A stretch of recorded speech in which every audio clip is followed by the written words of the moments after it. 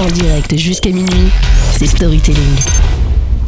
Nous sommes avec Fadila Khattabi, députée La République En Marche de la 3e circonscription de la Côte d'Or.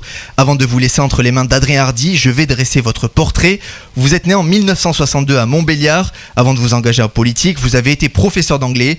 Vous rejoignez le Parti Socialiste en 2002. 2 ans plus tard, vous êtes élu au Conseil régional de Bourgogne en 2004, puis réélu en 2010, où vous devenez vice-présidente de la région.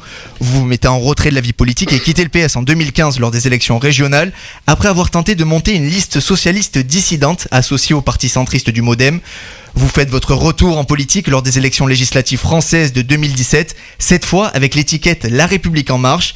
Vous êtes élu au second tour et devenez donc député de la 3e circonscription de la Côte d'Or.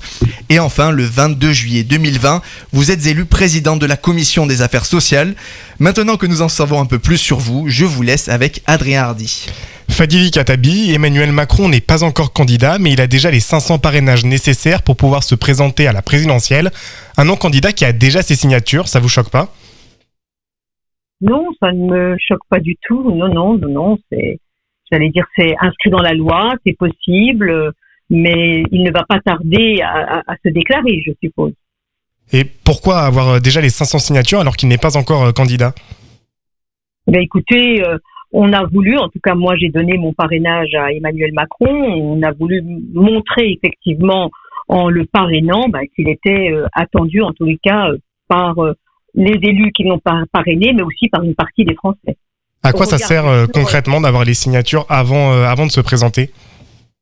Écoutez, il y a une date pour parrainer, on parraine, ça n'est pas un problème. Je veux dire, à partir du moment où on a la possibilité de parrainer, on le parraine. Il est en situation aujourd'hui, il est au président de la République, on peut le parrainer si on le souhaite. Ça n'est pas un problème. Emmanuel Macron aurait dit à ses conseillers vouloir dépasser le record de parrainage de François Fillon en 2017 de 3600 signatures. Le président souhaiterait atteindre 4000 signatures selon nos confrères de RTL. Quel est l'intérêt ? Franchement, je ne sais pas si c'est une course au parrainage. C'est pas ça le but. C'est pas ça. Aujourd'hui, on voit effectivement, et tant mieux qu'il ait les parrainages, mais on voit effectivement qu'il y a certains candidats qui n'ont pas, eux, le nombre, ou qui risquent de ne pas avoir le nombre suffisant. Et effectivement, ça peut poser problème sur le plan démocratique. Mais qu'il ait 3000, 4000, on n'est pas venu à une course de parrainage, pas du tout. Donc ce record ne sert à rien. Pour moi, c'est pas l'ultime objectif. L'objectif, c'est effectivement déjà qu'il se déclare candidat et qu'il réussisse à être élu et bien sûr d'avoir une majorité pour pouvoir poursuivre les réformes, notamment celles qu'on n'a pas pu faire. Aujourd'hui, les parrainages ne sont plus du tout anonymes. Les extrêmes peinent ainsi à recueillir les 500 signatures par rapport aux élections précédentes. Faut-il revenir à l'ancien système par souci de démocratie ? Je ne sais pas. Moi, je pense que quand on parraine un candidat, on doit pouvoir le faire de manière claire et transparente. Après, effectivement, ça peut susciter quelques réticences de la part de certains élus qui ont peur de ne pas avoir, certains nous disent, de ne pas avoir les subventions, d'être quelque part blacklisté suite à un parrainage. Voilà. Donc, c'est vrai que je me pose la question. Nicolas Sarkozy avait annoncé sa candidature le 15 février en 2012, une date dépassée aujourd'hui. Quand Emmanuel Macron va-t-il se présenter officiellement ? Je ne sais pas quand, mais je pense que ça va bientôt, la candidature ne Dans les prochains jours ? Oui, dans les prochains jours, probablement, bien sûr. Aujourd'hui, il est, il y a des dossiers très lourds à gérer. Je pense notamment, le retrait des troupes militaires du Mali. On a la crise aussi et les tensions entre l'Ukraine et la Russie qui risquent. Enfin, on a peur aussi d'une guerre aux portes de l'Europe. Mais on reviendra plus tard sur ce sujet. Est-ce qu'il va se présenter avant le salon de l'agriculture, qui est quand même un événement marquant cette année avant les élections ? Franchement, je ne connais pas du tout la date. Franchement, je ne la connais pas. Peut-être avant, peut-être après, mais quoi qu'il arrive, de toute façon, je suis certaine qu'il se rendra au salon de l'agriculture. Il y a un bon moment pour se présenter concrètement quand on est président de la République ? Écoutez, je ne sais pas s'il y a un bon moment, mais en tous les cas, actuellement, la situation, elle est quand même relativement grave sur le plan international. Là, on a aussi une crise sanitaire, donc il y a des moments qui peuvent être beaucoup plus simples que ceux que nous sommes en train de vivre actuellement avec toutes ces tensions. Dans les sondages, les extrêmes montrent de plus en plus de popularité. On le voit avec Éric Zemmour, Marine Le Pen, Jean-Luc Mélenchon et Fabien Roussel. Ça vous inquiète ? Écoutez, bien sûr que l'extrême droite est inquiétante. D'ailleurs, tout à l'heure, vous avez brossé ma biographie. Je suis arrivée en politique en 2002. En 2002, déjà, il s'était passé quelque chose. Il y avait une sorte d'onde de choc. Jean-Marie Le Pen au second tour des élections présidentielles, battant le candidat de la gauche, Lionel Jospin, qui pourtant, puisqu'il était à la tête du gouvernement en tant que Premier ministre, avait plutôt un bon bilan. C'est un candidat, voilà, on ne pouvait pas lui reprocher non plus sa probité. Et pourtant, il a été battu et ça a été une onde de choc. Comment vous expliquez cette montée des extrêmes en France ? C'est vrai que la question, elle se pose. Je pense qu'à un moment donné, quand les politiques ne répondent pas aux attentes des Français, eh bien, ça crée aussi de la défiance. Donc Emmanuel Macron n'a pas répondu aux attentes des Français pendant son mandat ? Ah non. Là, ce que je suis en train de vous dire, c'est parce qu'il y a eu aussi 30 ou 40 ans de non-réponse à des problématiques. Et aujourd'hui, la parole s'est libérée. On assiste même de la défiance, on est passé à la violence, qui est vraiment inquiétant. Et donc, on peut tout dire. On voit bien, voilà, sur les chaînes en continu, ce sont toujours les mêmes sujets qui reviennent. On agite le chiffon rouge, on fait peur aux Français. Et donc, ça crée de l'inquiétude. Voilà. Et moi, j'ai plutôt envie de porter justement un message positif. Et d'ailleurs, le président de la République porte un message politique. Moi, je pense que les Français peuvent avoir confiance en notre pays. On est en capacité de rebondir, on est en capacité d'innover, on est en capacité de créer. Fadila Khattabi, nous assistons également à une droitisation des débats. Le sondage Odoxa sorti le 17 février place Valérie Pécresse à 12%, Marine Le Pen à 18% et Éric Zemmour à 14%. Emmanuel Macron tend aussi à se droitiser encore plus ? Non. J'allais dire, Emmanuel Macron, c'est la raison pour laquelle je l'ai rejoint. C'est-à-dire, le but, c'est de rassembler toutes les bonnes volontés. Moi, je viens de la gauche. Je travaille aujourd'hui avec des gens de droite. Bon, c'est la droite, bien sûr, progressiste, réformiste, pour essayer de faire en sorte que de notre pays, on puisse inscrire notre pays dans le 21e siècle. On puisse le réformer, qu'il puisse rayonner au sein de l'Europe et au-delà de l'Europe. Une France forte, c'est ce que nous voulons, avec une France rassemblée. On porte pas un discours, j'allais dire, inquiétant. Au contraire, on est plutôt dans l'optimisme. Il n'en demeure pas moins, et vous avez raison de le dire, que la France se droitise, et j'allais dire plutôt la droite extrême, la droite dure, qui est en train de prendre toute sa place. Dans les circonstances actuelles, Emmanuel Macron devrait accéder facilement au second tour. Face à une France qui se droitise de plus en plus, où va-t-il trouver sa réserve de voix ? Écoutez, aujourd'hui... il faut pas faire confiance aux sondages, il faut faire preuve d'humilité, on ne sait pas ce qui peut se passer. Les sondages donnent Emmanuel Macron effectivement vainqueur au deuxième tour, mais on ne sait pas ce qui peut se passer. Premier, effectivement, dans tous les sondages pour le premier tour. La réserve de voix, il a déjà un socle qui est solide, Emmanuel Macron, et ce depuis le début d'ailleurs. 24, 25, 26%, ça dépend, donc solide. Après, il va falloir effectivement rassembler au-delà et faire confiance à ce jeune président de la République qui, aujourd'hui, a quand même de l'expérience. On avait dit qu'il y a...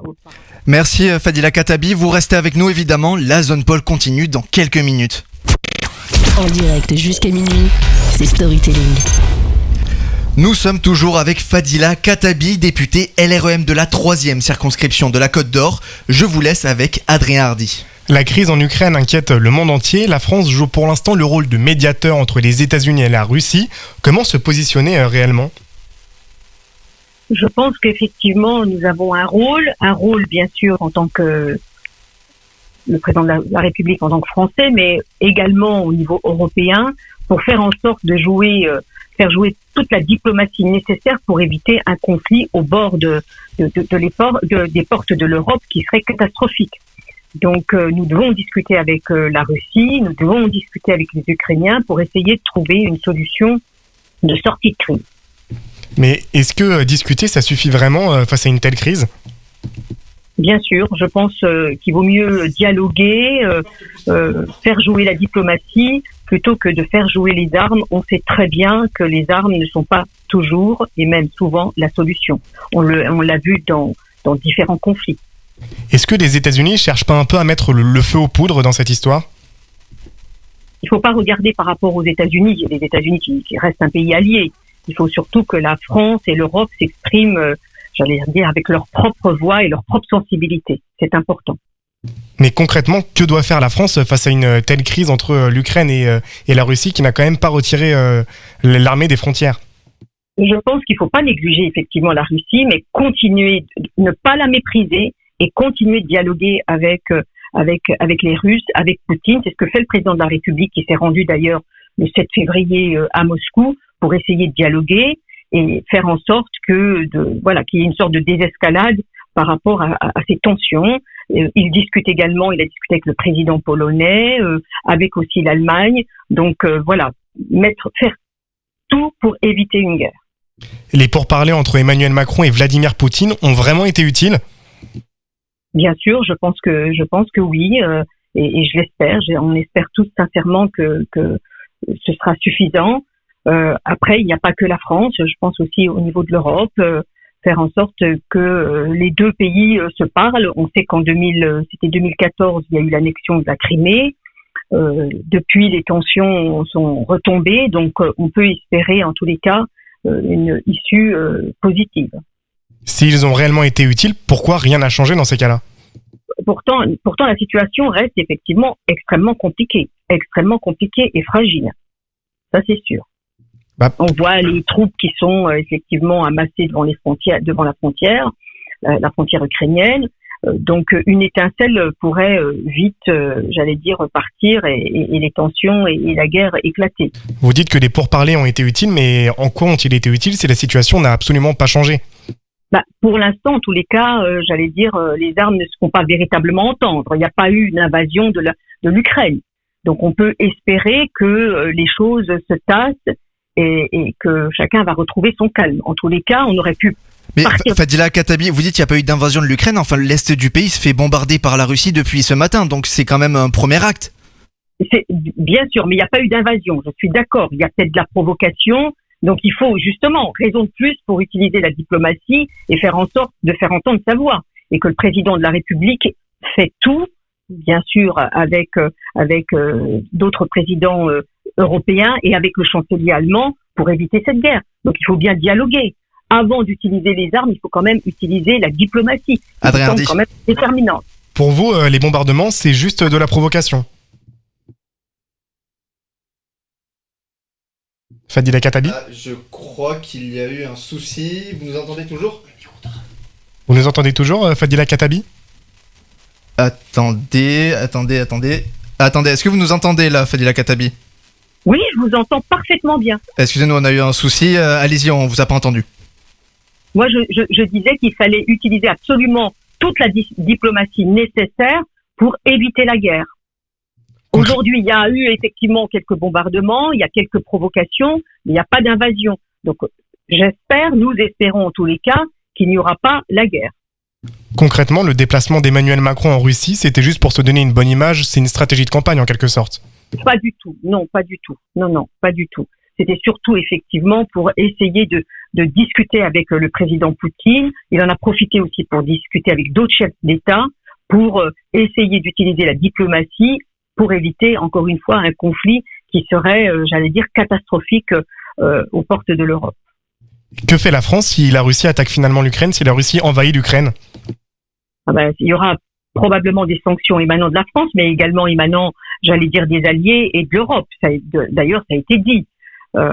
Et quelles mesures concrètement doivent prendre l'Europe et la France si une telle chose se produit ? Il y a des mesures, déjà économiques, c'est clair. Il y a aussi, on peut rappeler aussi l'ambassadeur, mais je n'imagine même pas aller jusque là. Parce qu'encore une fois, on a besoin de discuter avec la Russie, qui est un grand pays. On a des relations économiques, on a des relations diplomatiques.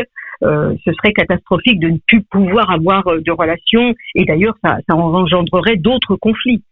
Toujours à l'international, la France a récemment retiré ses troupes du Mali. Pourquoi être parti maintenant ? Parce qu'on n'est pas dans le même contexte que 2013. 2013, il y avait eu un appel du gouvernement malien à l'époque pour que la France puisse intervenir pour lutter contre le terrorisme, ce qui n'est pas le cas aujourd'hui. Il y a eu un putsch qui a renversé effectivement le gouvernement malien en 2020 et aujourd'hui la junte militaire qui est au pouvoir demande à la France de partir. Pour cette junte militaire, la priorité n'est plus la lutte contre le terrorisme. Donc à partir du moment où un État est souverain, eh bien ma foi, la France prend aussi ses responsabilités, mais l'État souverain les prend aussi. Quelle est la solution concrètement au Mali aujourd'hui ? C'est un État souverain, la junte militaire, elle est au pouvoir. Je pense qu'il faudrait faire en sorte de faire des pressions pour qu'il y ait une véritable élection démocratique et faire en sorte que le peuple malien puisse se prononcer et choisir ses propres représentants et son propre président. Le groupe paramilitaire russe Wagner opère désormais avec plus de liberté au Mali. Vous ne craignez pas que le pays tombe aux mains de la Russie ? La Russie est déjà, j'allais dire, présente dans certains pays africains, tout comme la Chine. On est quand même aujourd'hui dans un pays, justement dans un monde qui est plus ou moins inquiétant, et d'où la nécessité de renforcer effectivement l'Europe. Moi, je crois beaucoup à l'Europe, et donc il est important de construire cette Europe forte avec une France forte au sein de l'Europe. Et si le Mali tombe réellement aux mains de la Russie, quelles mesures doit prendre l'Europe ou la France plus précisément ? Je dis, la Russie, elle est déjà présente. Je veux dire, elle a des relations avec de nombreux pays. Je pense par exemple avec l'Algérie. Bien sûr, l'Algérie est un pays indépendant, mais je veux dire, elle a des relations avec l'Afrique. C'est trop tard finalement ? Écoutez, non. Moi, je pense que l'Europe, justement, a une voix et doit mener aussi beaucoup plus qu'elle ne le fait actuellement la coopération avec de nombreux États africains, des coopérations économiques, de développement entre autres économiques, etc., diplomatiques, pour faire en sorte déjà que certains pays puissent aller plus vers la démocratie, parce que c'est pas toujours le cas aujourd'hui, puissent se développer et puissent retrouver une certaine stabilité Merci d'avoir répondu à nos questions, Fadila Khattabi. Je rappelle que vous êtes députée La République En Marche de la 3e circonscription de la Côte d'Or. En direct jusqu'à minuit, c'est Storytelling.